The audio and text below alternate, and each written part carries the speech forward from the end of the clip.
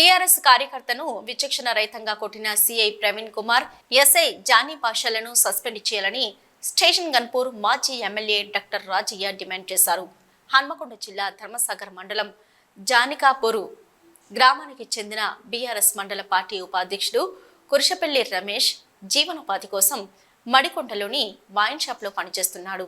ఈ నెల 2వ తారీఖున జానకిపురం గ్రామంలో స్టేషన్ గన్పూర్ మాజీ ఎమ్మెల్యే డాక్టర్ రాజయ్య జన్మదిన వేడుకలు సందర్భంగా గ్రామంలో రాజకీయ దొంగలు ఉన్నారు జాగ్రత్త అని ఫ్లెక్సీ కట్టారు. దీన్ని కొంతమంది గ్రామ వాట్సాప్ గ్రూపులలో పోస్ట్ చేయడంతో అది కాస్త ఎమ్మెల్యే కడియం శ్రీహరికి చేరడంతో విషయము సీరియస్ అయింది. కావాలని కుర్చుపల్లి నవీన్ను కొట్టించాలనే ఉద్దేశంతో ధర్మసాగర్ పోలీసులకు ఆర్డర్ చేసి వైన్ షాప్ లో పనిచేస్తున్న రమేష్ను ధర్మసాగర్ పోలీస్ స్టేషన్కి తీసుకొచ్చి విచక్షణ రహితంగా కొట్టించడం జరిగిందన్నారు. దాడికి పాల్పడిన సీఐ ప్రవీణ్ కుమార్, ఎస్ఐ జానీ పాషాలను తక్షణమే సస్పెండ్ చేయాలని డిమాండ్ చేస్తూ కేసీఆర్, కేటీఆర్ దృష్టికి తీసుకెళ్లి వారి భర్తం పడతామని మాజీ ఎమ్మెల్యే డాక్టర్ రాజయ్య హెచ్చరించారు. ఒత్తిడి తీసుకొచ్చి 3rd డిగ్రీ ఉపయోగించి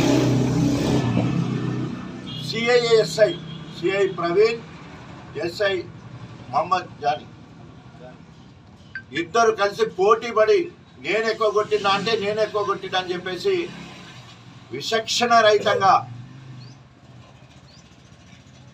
కడియం శ్రీ మెప్పు పొందడందుకు విచక్షణ రహితంగా కొట్టడం జరిగింది. కుర్చపల్లి మరి రమేష్ సోదరుడు ఇక్కడే ఉన్నారు. వారి భాషలో ఈరోజు ఇది ఎక్కడి వరకైనా తీసుకెళ్తాం.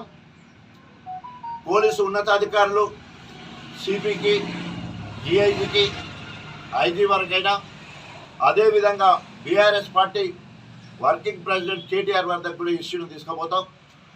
గత 15 సంవత్సరాలు మేము అధికారంలో బీఆర్ఎస్ 10 ఏళ్ళు అంతకుముందు కాంగ్రెస్లో ఉన్నాం.